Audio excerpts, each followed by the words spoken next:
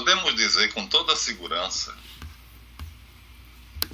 que as escolas de mistérios existem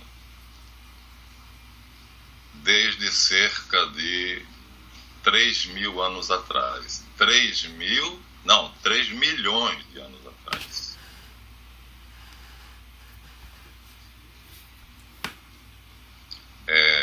Fazendo um estudo que eu coloquei no Academia Edu, chamado Começando pela Pré-História, e pegando os vestígios das cavernas, você tem muitos vestígios, muitas cavernas com vestígios, com pinturas rupestres, com altos relevos, com esculturas, né? Entre há 20 mil anos atrás e 12 mil anos atrás. Nesse período de 12 mil anos atrás até 20 mil anos atrás, você tem muita coisa. Já é colocada a história da maçonaria ou qualquer coisa dessa natureza, a Rosa Cruz, Sociedade Secreta, muito, muito antes do que os membros dessas sociedades estão dispostos a aceitar. Eles acham que Moisés criou alguma coisa lá no Egito, já Akenaton já tinha começado, e assim, né? Pitágoras na Grécia, mas eu fiz uma pesquisa muito acurada. E o trabalho está disponível na Academia Edu, começando pela pré-história. Dividi em duas partes, porque tinha muito material, dividi uma e duas. E me baseei em fontes muito seguras. Muito. Por exemplo, a mulher era deusa. No tempo das cavernas, a mulher era deusa. O homem não sabia, ou pelo menos é o que dizem os experts, como se dava a gestação. O fato é que quanto maior a tribo, mais forte, e a mulher é quem trazia um membro novo ao mundo. Ou seja, quem enriquecia a tribo era a mulher. Então, ela estava com a bola cheia. Depois é que, segundo alguns, o homem veio a descobrir que ele tinha participação também no fenômeno. Então, enquanto eles afirmam isso, porque só existem estatuetas, esculturas de deusas. Não existe homem nenhum. E os paleontólogos, antropólogos, arqueólogos encontram um título para essas deusas, né, que durante algum tempo chamaram de Vênus. Uma palavra descabida, porque as estatuetas são bem feinhas, mas era uma metáfora para dizer que era mulher. Descobriu-se mais recentemente que a ideia não era de beleza, portanto, não cabia a palavra Vênus. Era a efígie de uma divindade criadora. Do jeito que ela criava uma pessoa, gestava uma pessoa, de alguma maneira semelhante, também ela fez o mundo. E eles prestavam culto a ela como senhora dos animais, incluindo aí o homem.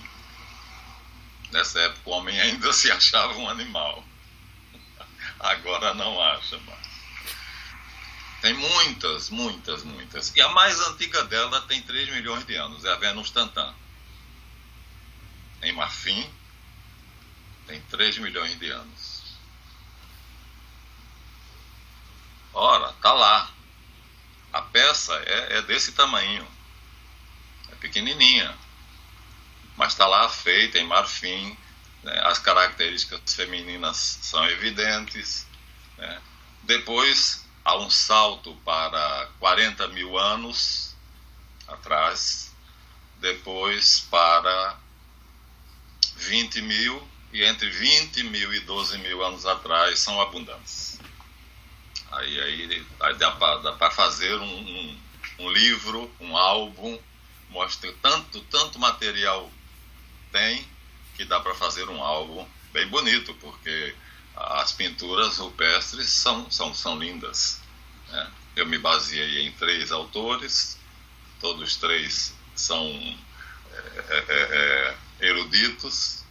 Um que é pintora, Gina Pichel, outro que é presidente do Museu de Etnologia e Etnografia de Munique, e outro que é considerado o maior especialista no estudo comparativo da arte com a sociedade. Ou seja, por que que a sociedade do século XVIII, né, produziu o impressionismo? Por que aquele tipo de pintura? Por que aquela escola? Aí ele vai explicar por quê. Então ele considera arte e sociedade imbricadas. Quer dizer, a escola de arte que produziu o romantismo no século XVII tinha tudo a ver com as ideias românticas, né? Livros, pinturas, esculturas, tudo a ver. Alemão, agora o nome não vem à mente. Livro precioso, o livro dele. Então são 3 autoridades no assunto. E todos 3 concordam comigo. Além dos vestígios encontrados nas cavernas. Quer dizer, nós temos os vestígios e nós temos os intérpretes desses vestígios, que são eruditos, scholars, são sábios. Então eu fiz, né, você pode ver, tem mais ou menos 80 páginas do primeiro volume, o segundo parece que tem 60, então é muito material, por isso que eu não disponibilizei, assim, não mandei para cada um, só quem tiver paciência. Mas eu acho que não tem como negar, porque a estatueta está lá, foi datada pelo processo de carbono 14, 3 milhões de anos, e está lá. Não tem como negar. Assim como tem a Vênus de Lossel, de Düsseldorf e outras mais. A Senhora dos Animais. Quer dizer, Deus era feminino.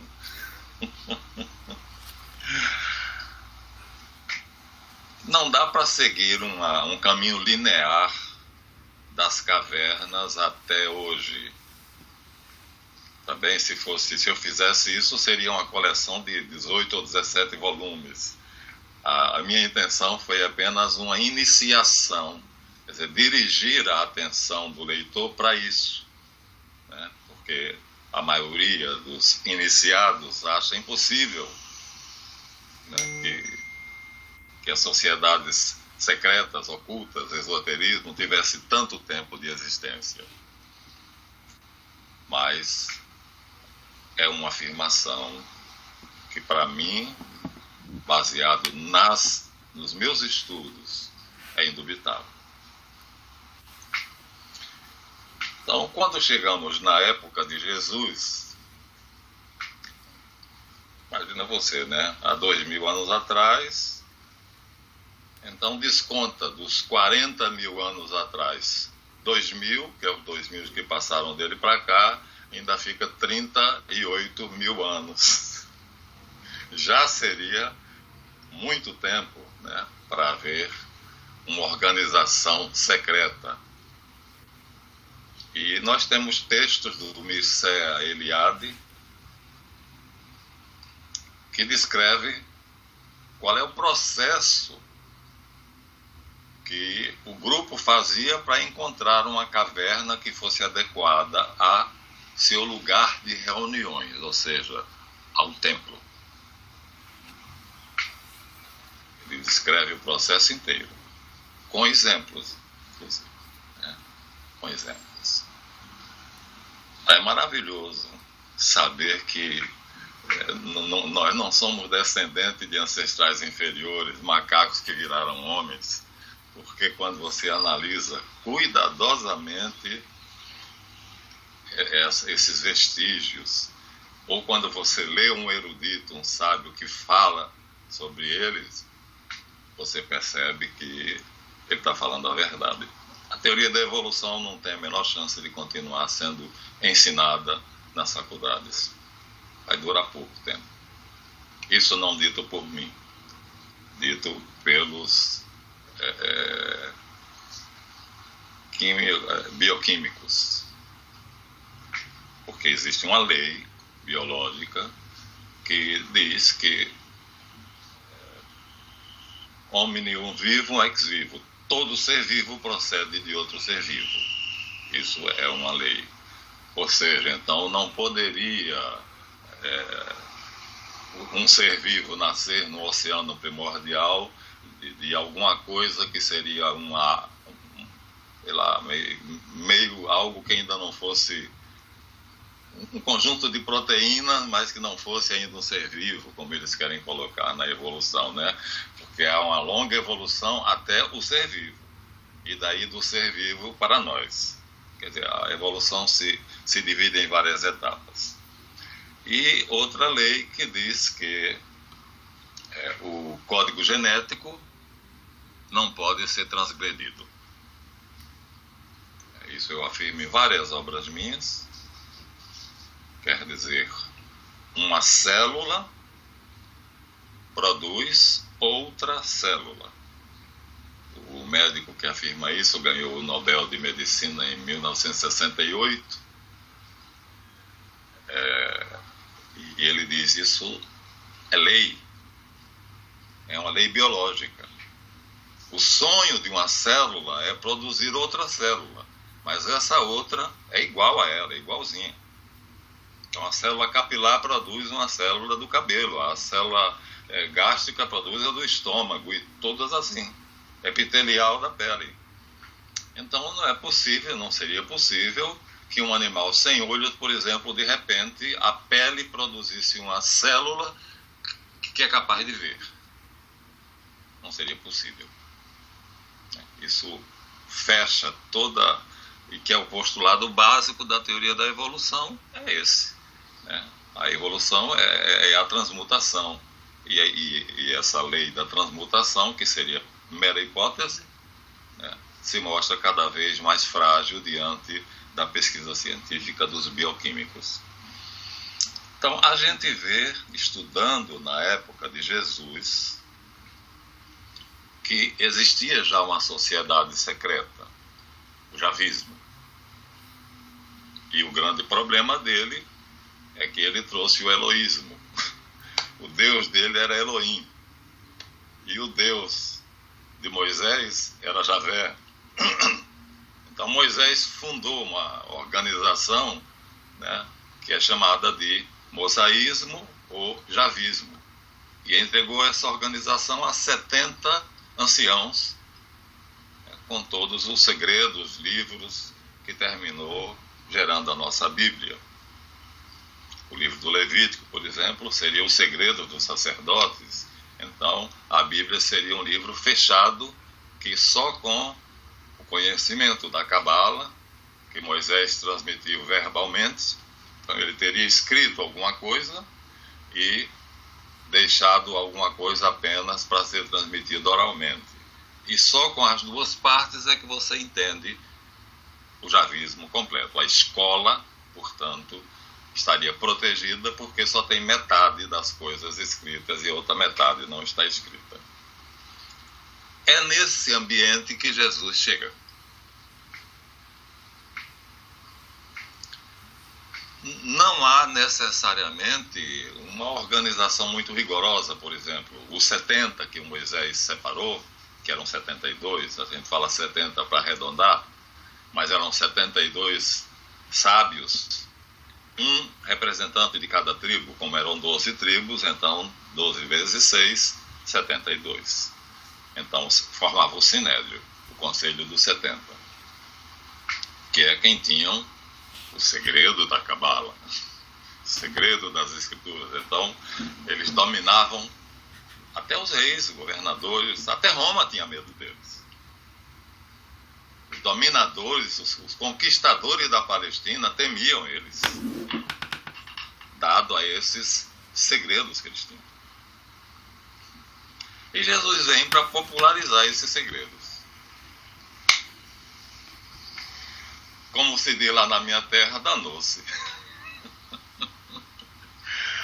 A coisa ficou complicada, porque eles iam perder todo o prestígio, toda a autoridade, e foi o que aconteceu. O Sinédrio existe ainda hoje, Deus sabe onde, porque se tornou de fato uma sociedade super secreta. Ele existe, o javismo existe, mas não se sabe exatamente onde, de que maneira. Mas na época de Jesus, por exemplo, nós tínhamos o lugar da reunião exclusiva do Sinédrio, fechada só para eles, ali, chamado Sinédrio mesmo, né? Naquele edifício do Sinédrio só entravam eles. Os 72, a Assembleia do Sinédrio, como se fosse o nosso Senado. Só os senadores entravam e iam debater ali os problemas dele. E nós tínhamos pequenas casas, pequenos templos, que eles chamavam de sinagogas, onde os representantes deles ensinavam aquilo que era lícito, que eles consideravam que o povo devia saber. Então, eles diziam o que queriam que o povo soubesse, deixavam, né, o mais importante oculto, e assim dominava o povo, porque as grandes questões não tinham solução escrita na Bíblia, por exemplo, né, na Torá, nem em nenhum outro livro da Bíblia. Então, tinham que recorrer a eles. Eram os escribas, os fariseus, divididos em partidos, tá? Os saduceus, os zelotes e os essênios. Eram 5 partidos. Mas a divergência entre eles para formar partidos era muito pequena. Quando a coisa era dominar o povo, eles se uniam. Quando o poder estava em jogo, eles se reuniam para poder chegar a um acordo. E aí, vamos imaginar que você estivesse numa sala grande. Essa sala grande não tinha cadeiras, eles sentavam no chão. Só quem tinha mesa e cadeira era o chefe da sinagoga, que era chamado de Rabi. E ele pegava um rolo, porque naquela época o livro não era isso, era um rolo. Ele pegava o rolo, abria o rolo que ele queria no lugar em que ele queria, lia e explicava do jeito que ele queria. Geralmente, tortuosamente, ou seja, puxando sempre a brasa para a sardinha deles. Quer dizer, dando cada vez mais autoridade a eles. A palavra de Deus sempre dava razão aos rabis, de tal maneira que está escrito no Talmud: se um rabi disser que teu braço direito é o esquerdo e que o teu braço esquerdo é o direito, acredita. Assim. Você imagina, era fé cega. Absurda. É lógico que entre eles, né, como no Egito, né, entre os sacerdotes e a classe, a nobreza, era uma religião.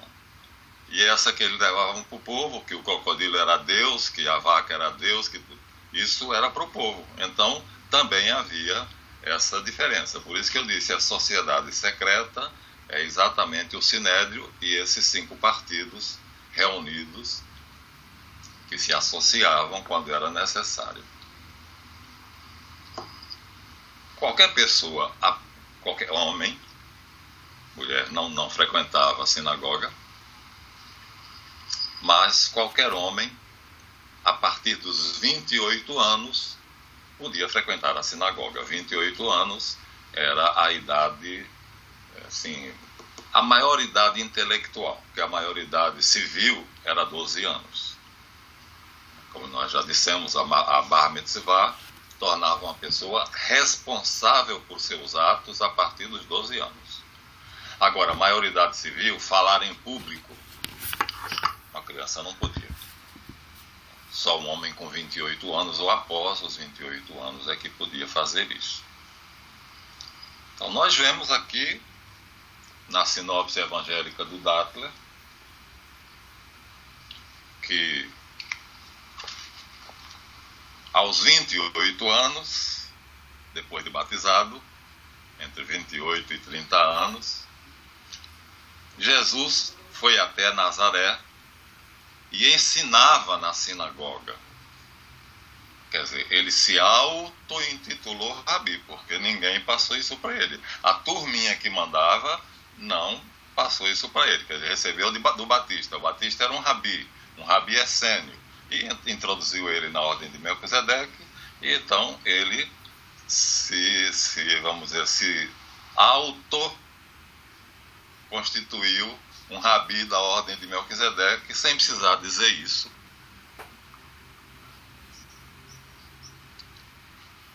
Mas todos se admiravam e diziam: de onde lhe vieram esta sabedoria e este poder?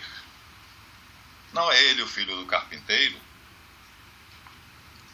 Quer dizer, então, ele na verdade mandava bem, né? Porque o pessoal, os homens que ouviam, outra coisa, ele não chegou lá, entrou, subiu até o altar, pegou o rolo que ele queria, não foi assim. O contexto aqui explica em Marcos, esse eu leio para você, é Mateus. Em Marcos diz assim: em dia de sábado, acompanhado dos seus discípulos, começou a ensinar na sinagoga. Os numerosos ouvintes se admiravam e diziam: de onde lhe vêm essas coisas? Que sabedoria é esta que lhe foi dada? E como se operam tais maravilhas por suas mãos? Não é este o carpinteiro, filho de Maria, irmão de Tiago, de José, de Judas e de Simão? E não vivem também aqui conosco com suas irmãs? E escandalizavam-se dele.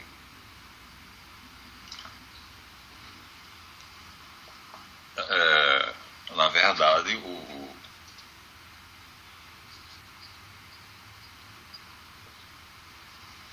o chefe da sinagoga era quem devia fazer a explicitação do texto. Ele escolhia o texto, mas ele podia chamar qualquer um que estivesse, qualquer ouvinte, porque os primogênitos tinham, desde os 7 anos, eles tinham um ensinamento, exatamente porque as guerras mataram muitos sacerdotes. Os conquistadores preferiam matar os intelectuais, os cabeças, os que pensavam, né?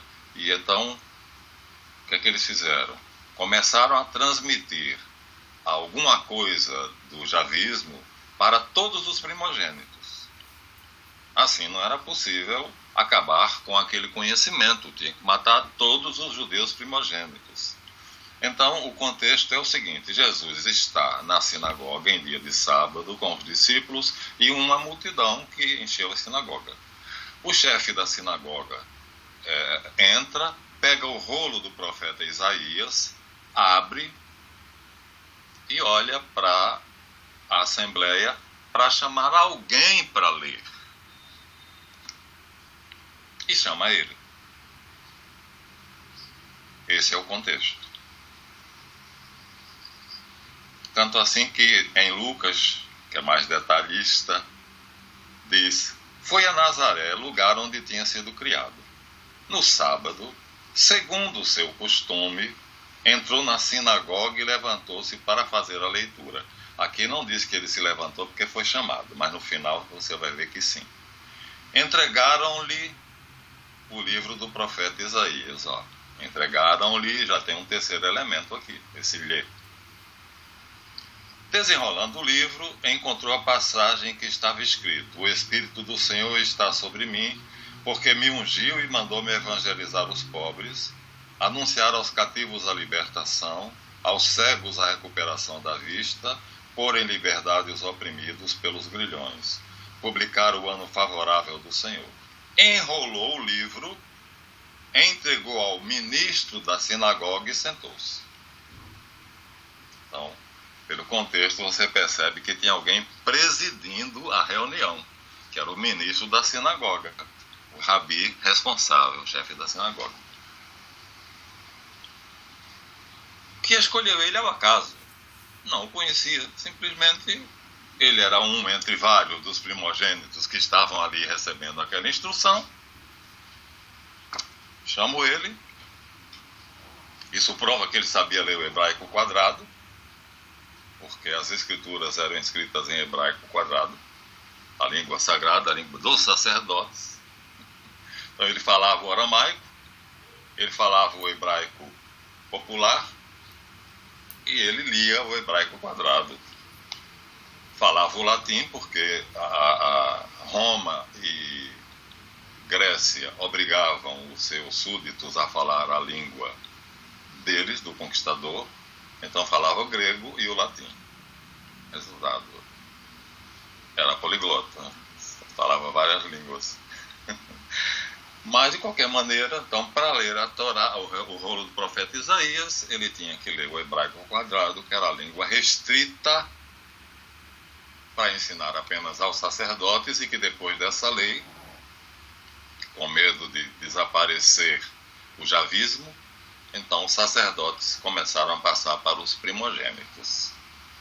Naquele texto nós temos uma coisa que eu gostaria de comentar aqui, acho que vale a pena, é que o texto de Lucas diz: entrou na sinagoga em dia de sábado, como era seu costume.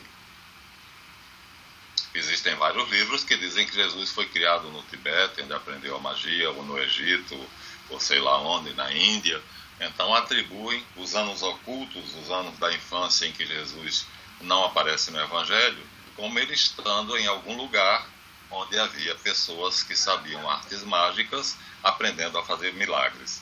Ora, ali ele deixa claro que era costume, portanto, desde os 7 anos, quando o Evangelho da Infância diz que ele foi aprender o Aleph, e ele perguntou ao ministro que dissesse a ele o que era o tal, que ele frequentava a sinagoga como criança, como escola, e depois como ouvinte para compreender o javismo. Então, na verdade, havia 2 ordens secretas. O javismo, que reunia a turminha que queria o poder, e a ordem de Melquisedeque, que reunia as pessoas piedosas que queriam prestar a Deus um culto puro. E a palavra essênio quer dizer exatamente os puros.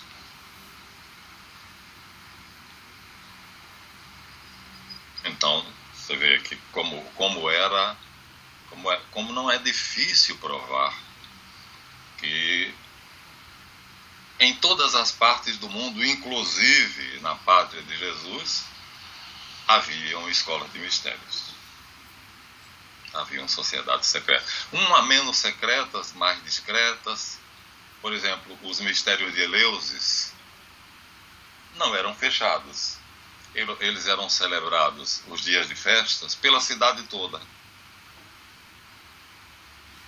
Então, os sacerdotes de Eleusis preparavam a cidade toda durante algum tempo para aquela festa, ensaiavam, como os blocos de hoje ensaiam o carnaval, ensaiavam, e depois no dia da festa estava tudo ensaiadinho, bonitinho, então havia festa na qual todos participavam.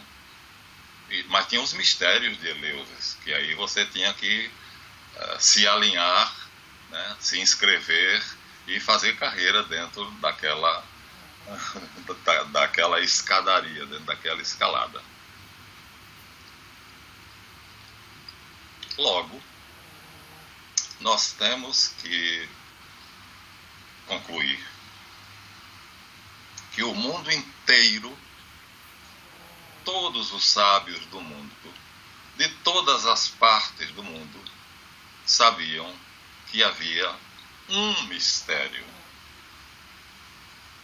um segredo, algo que talvez o primeiro homem ou os primeiros homens soubessem e que se havia perdido.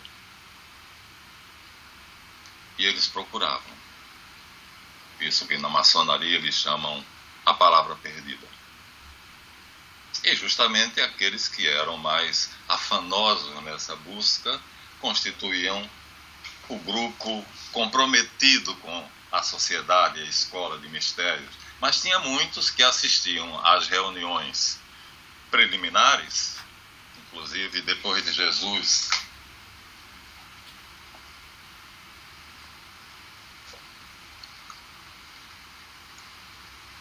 Esse livrinho aqui, Catequeses Pré-Batismais, São Cirilo de Jerusalém, esse livrinho aqui é do ano 300 depois de Cristo.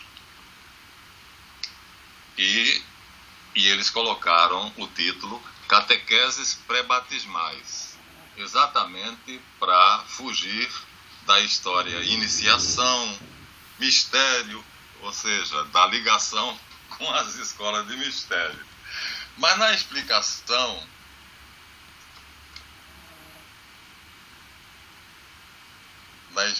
aqui, ele diz que, não me lembro agora onde é que está, o livro é dividido em 3 partes.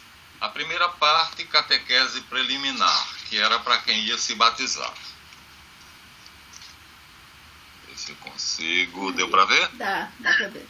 Essa daqui era para quem ainda ia se batizar, ou seja, todo mundo podia assistir. Era feita num lugar, num pátio, num local de fácil acesso. Ia se falar sobre o batismo, o que era o batismo, e qualquer pessoa podia ouvir.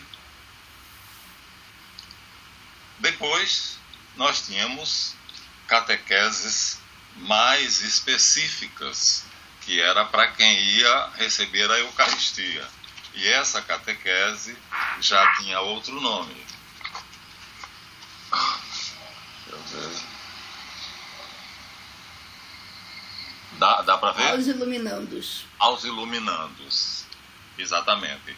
E quando a pessoa estava apta, e o instrutor, que era geralmente um bispo, dizia, esse está pronto, aí ele fazia a primeira comunhão e era chamado de iluminado.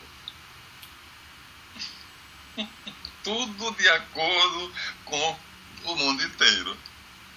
300 anos depois de Cristo. O nome original do livro é Catequeses Mistagógicas, porque nós temos um volume onde vem a relação dos livros que foram publicados. Dom Evaristo Arnes, cardeal arcebispo de São Paulo, decidiu publicar uma coleção de livros da Igreja Antiga, dos 400 anos iniciais da Igreja. Fez muito bem, porque é um tesouro. E lá na relação, esse livro vem escrito Catequeses Mistagógicas. No livro, a editora Vozes botou Catequeses Pré-Batismais. Esse é do ano 400, de Santo Ambrósio. Os sacramentos e os mistérios. Aqui, ele escancara.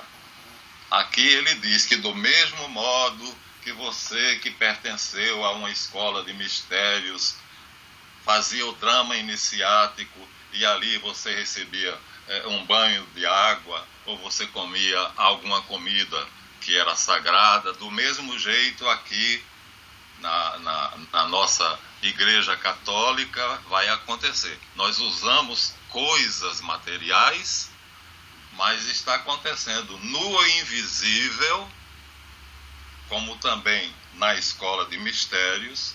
Se você conseguir ver, você vai ver as coisas maravilhosas que estão acontecendo no mundo invisível. Fantástico. Uma joia, né? É verdade. Uma joia. E a igreja não quer que a gente conheça isso. A iniciação cristã dos primórdios. Por isso que no livro de Bartman, já li para você uma vez, ele dedica um capítulo, o parágrafo 166, os sacramentos e os mistérios antigos. Ele vai fazer um resumo do que Santo Ambrósio faz ali. E eu já li para você, né? As antigas religiões pagãs de mistérios contemporâneas do cristianismo dos primeiros séculos também serviam-se de meios sensíveis, como a água, pão, óleo, com o fim de captar as forças sobrenaturais e de realizar uma comunhão mais íntima com a divindade. Também faziam. E aí ele diz, mas esses cultos eram a Mitra, Zeus, Atis, Dionísio, Cibele, Osíris e tal. Então a diferença é que os pregadores católicos tiveram que substituir esses deuses por Jesus. Mas o culto não era muito diferente. É maravilhoso. Então Deus fez uma obra assim muito, muito inteligente, né? Preparou a terra toda para o filho dele, para a chegada do Messias. Deixou a ideia de mistério que os primeiros homens, que a Bíblia diz que foram Adão e Eva, mas a ciência, Colin McVitie, diz que foram 6 grupos diferentes, que se você... Ele fez a pesquisa, né, a origem da humanidade, e ele encontra 6 etnias diferentes, e ele dá os lugares do mundo onde começou. Então a vida teria começado com 6 grupos humanos diferentes. Ninguém sabe como esses grupos surgiram. Isso não é problema dele. Só que ele é arqueólogo e geógrafo, e ele é o único estudioso que ninguém contesta. Isso não há contestação. Se quem concorda, concorda. Quem não concorda, não tem argumento para contestar, fica calado. Muito bom. Pois é.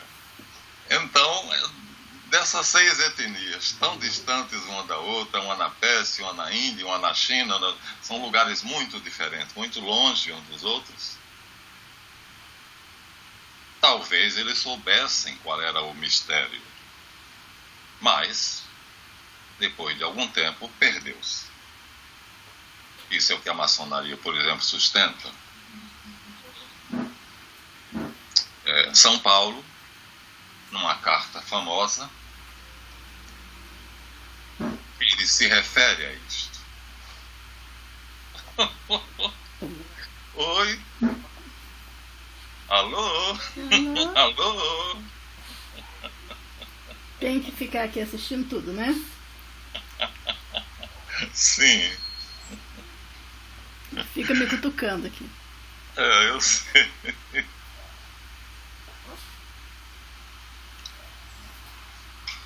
Na carta aos Colossenses, ou seja, aos habitantes da cidade grega de Colossos, São Paulo diz, no capítulo 1, versículo 24 e seguintes: agora eu me alegro por tudo que sofro por vós, e dou cumprimento na minha carne ao que falta às tribulações de Cristo, em benefício do seu corpo, que é a igreja. Dela eu me tornei ministro, em virtude do encargo que Deus me conferiu para convosco, de anunciar com plenitude a palavra de Deus. Esse arcano oculto por tantos séculos, a palavra arcano, está escrito mistério no original, viu? Aqui o tradutor já fez um jogo de cintura. Esse mistério oculto por tantos séculos às gerações passadas, mas que agora Deus o revelou aos seus santos, àqueles que ele quis dar a conhecer qual seja a magnífica riqueza desse mistério entre os gentios, isto é, Cristo em vós, esperança da glória. E nós o anunciamos, advertindo todos os homens e instruindo-os em toda a sabedoria, a fim de tornar todos perfeitos em Cristo. Eis porque é que eu me afadigo.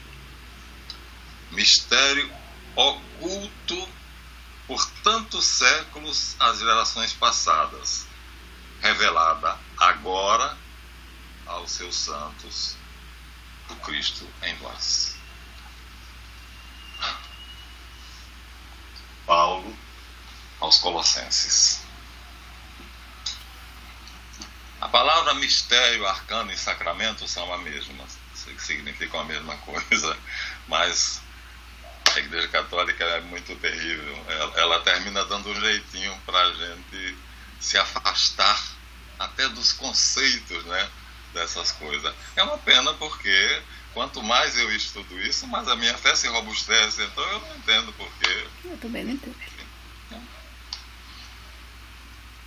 Mistério oculto por séculos, revelado agora. Paulo escreveu isso 3 anos depois da conversão dele. Ele se converteu, o próprio Jesus Cristo apareceu a ele na estrada de Damasco, né?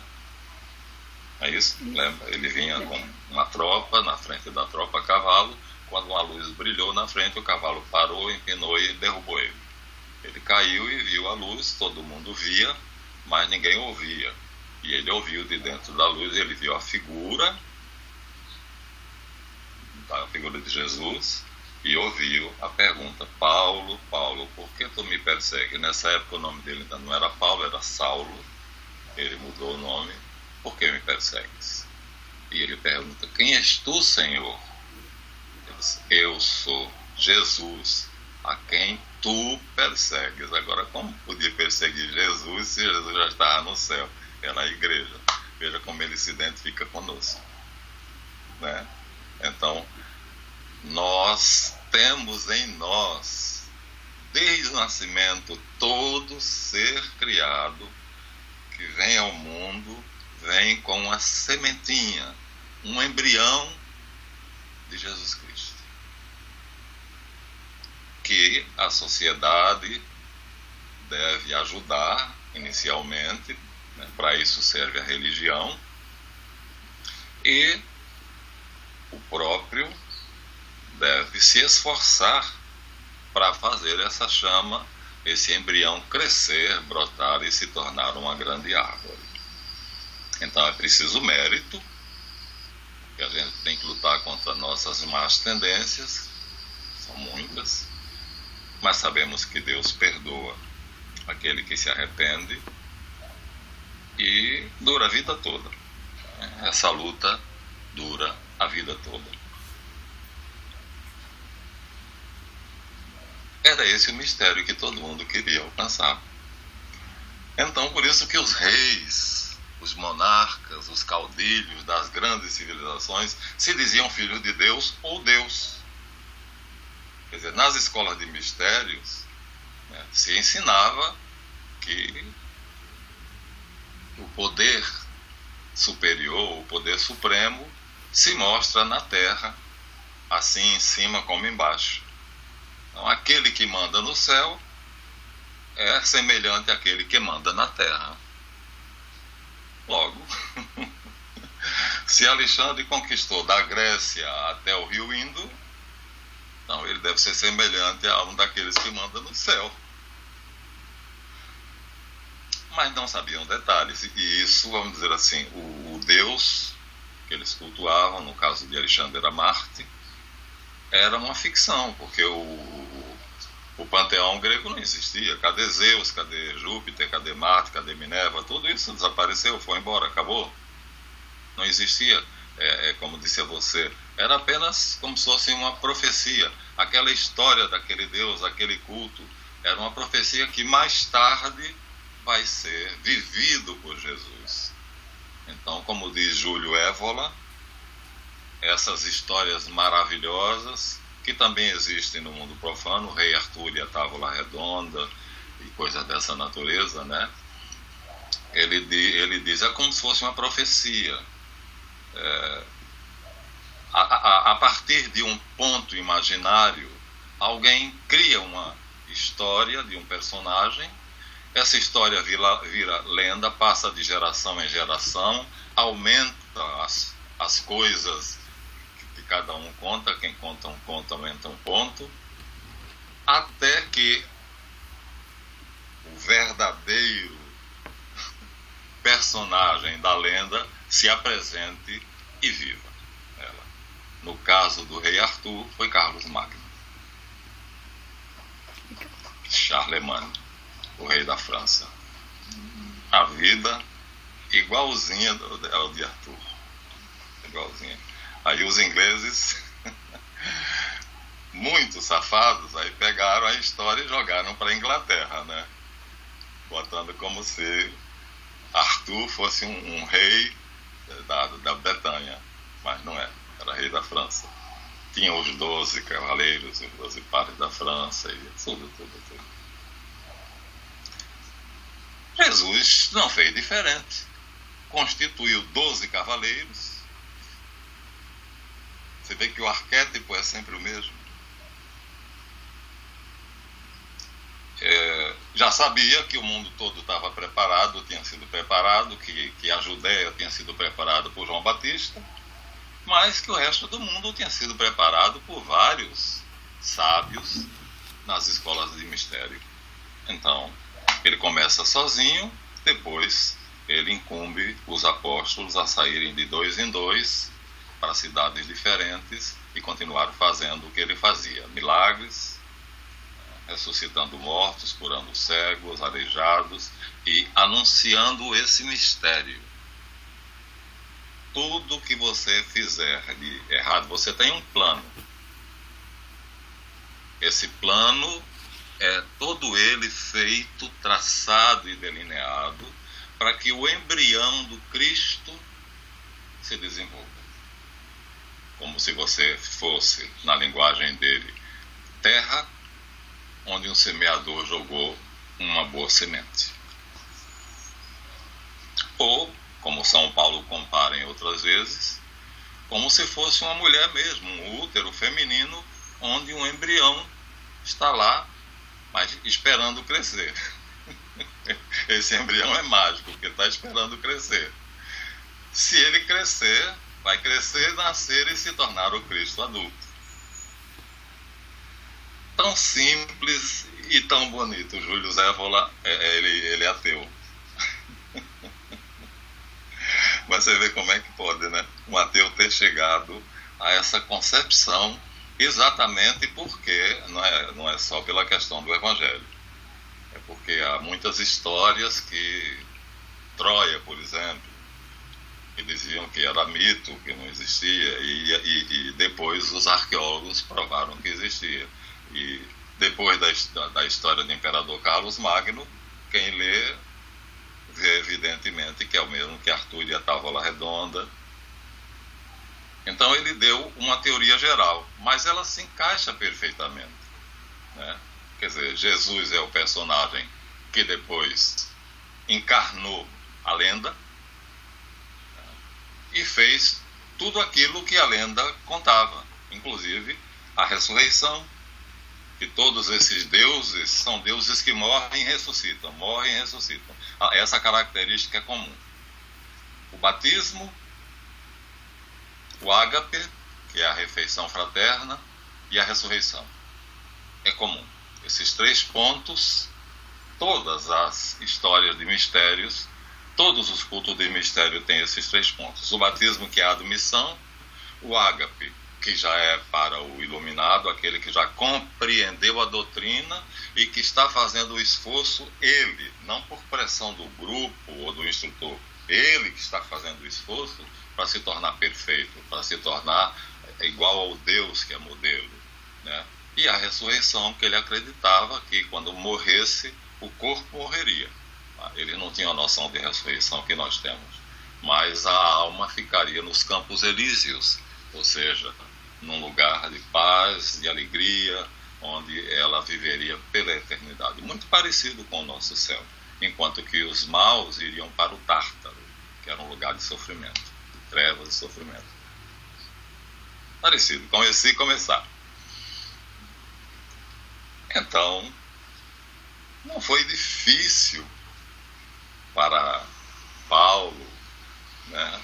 Não foi difícil para talvez Mateus, os letrados. Foi mais difícil para os analfabetos, por exemplo. Jesus quis criar uma igreja. Isso é um ponto discutidíssimo e Alguns católicos mesmo dizem que não.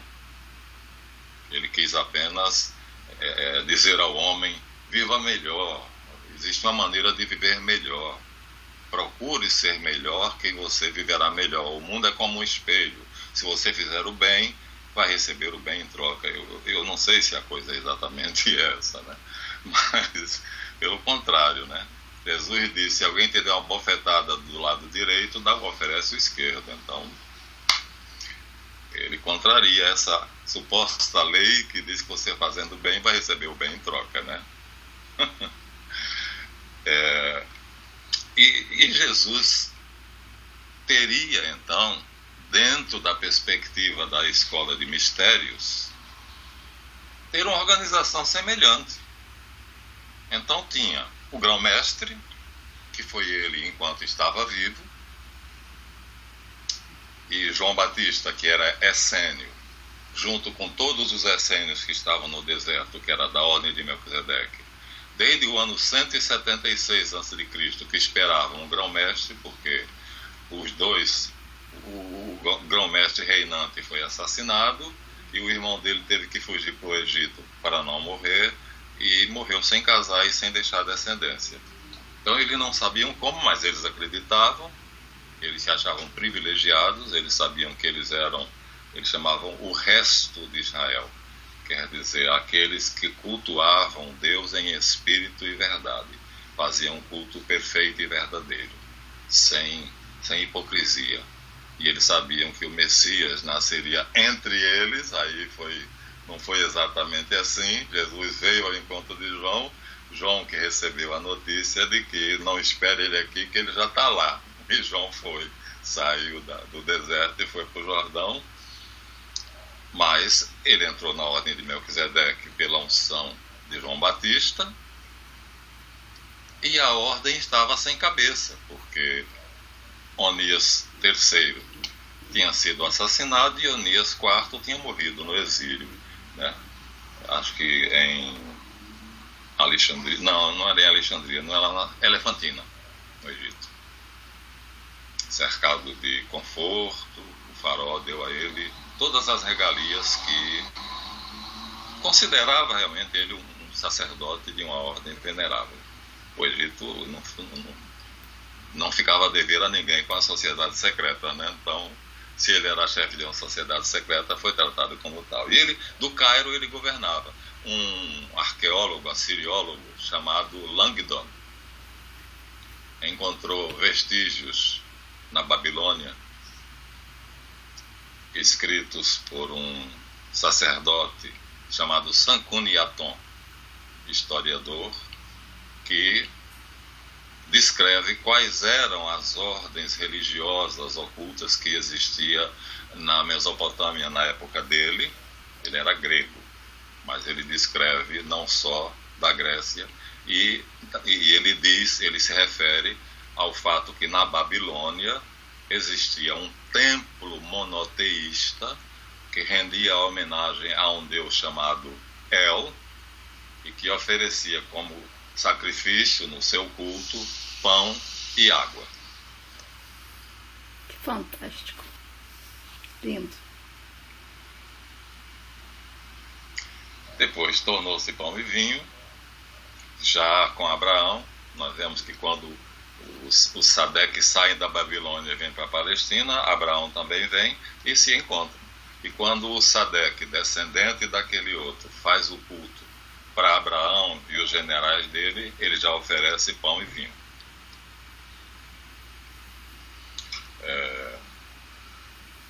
Então, era uma sociedade secreta. Então, esse templo na Babilônia, capital do Império Assírio, Caldeu, com sempre um chefe, um sacerdote-chefe, que tinha a prerrogativa de usar o nome de Sadeque, justo. Ele sempre usava o nome de Sadeque. Não era bem um nome, era um título. O justo.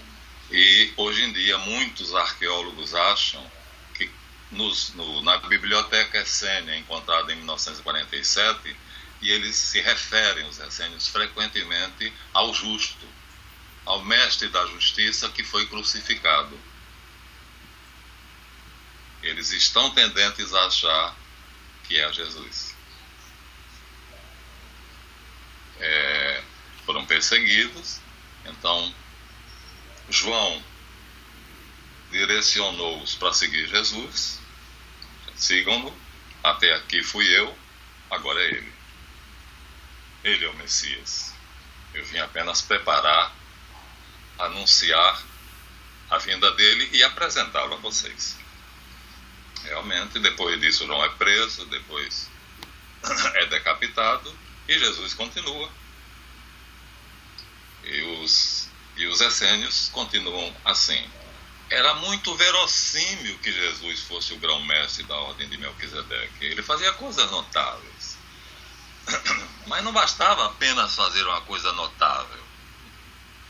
Tinha que ser alguma coisa mais do que notável, porque até então a ordem seguia rigorosamente a linha consanguínea.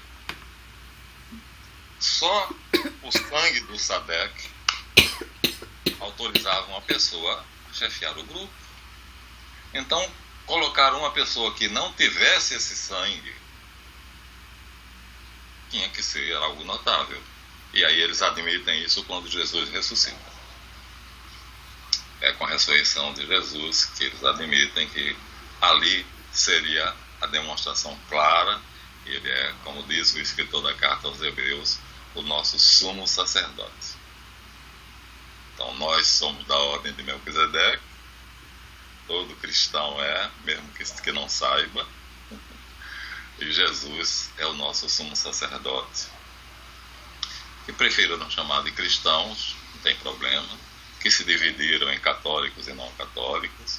Mas o fato é que é muito fácil rastrear tudo isso e dizer: não sabemos 2000 anos antes o que é que houve, porque Sanconiaton fala que o Sadeque da Babilônia existiu por volta do ano 2000 a.C. Então, antes nós não temos. Mas foi uma maravilha o professor Langdon ter achado esse documento. Está documentado, está em algum museu que não lembro exatamente onde, mostrando assim a origem da Igreja Católica. Maravilhoso, né? Fantástico. Pronto, o resto agora é a organização da igreja, ou seja, Jesus sabia como se organizavam as sociedades secretas, as ordens de mistérios. Ele vai organizar a ordem de Melquisedeque da maneira que ele quer, do modo que ele quer. Será o nosso próximo assunto. Perfeito. Eu achei muito bonitinho porque o Jonathan, que é judeu mesmo e professa o judaísmo, mas tem um respeito muito grande pelo cristianismo, ele diz que Jesus não fundou a Igreja Católica, foram os apóstolos quem fundaram ela. E Jesus criou um grupo especial, amigo dele, íntimos, que são os apóstolos. E esses apóstolos é que fundaram a Igreja Católica. Uma saída flexível, mas não faz muita diferença, né? Se Jesus criou o grupo dos apóstolos, os apóstolos depois criaram os demais grupos que hoje se chamam católicos, mas ele é bonita como é que é ele retroage na história para poder provar isso, e faz isso de uma maneira muito bem feita. Fiquei muito feliz de ver a aula dele, porque ele é um erudito, ele é professor de história e conhece muito bem a religião. É judeu, então se baseia nas escrituras, sabe grego. Então nós temos, né, nossa religião, está tudo misturado, né? Depois que a gente falar da organização, a gente vai começar com São Paulo de novo. São Paulo ali diz que veio anunciar o mistério oculto desde a fundação do mundo, o Cristo em vós, e depois é ele também quem vai organizar a igreja. Na verdade, ele não é a maior autoridade, é Pedro, mas quem vai organizar é ele. Isso fica para o nosso próximo encontro. Perfeito. Muito obrigada. Um bom fim de semana e muito obrigado por me ouvir. Eu que agradeço. Até logo.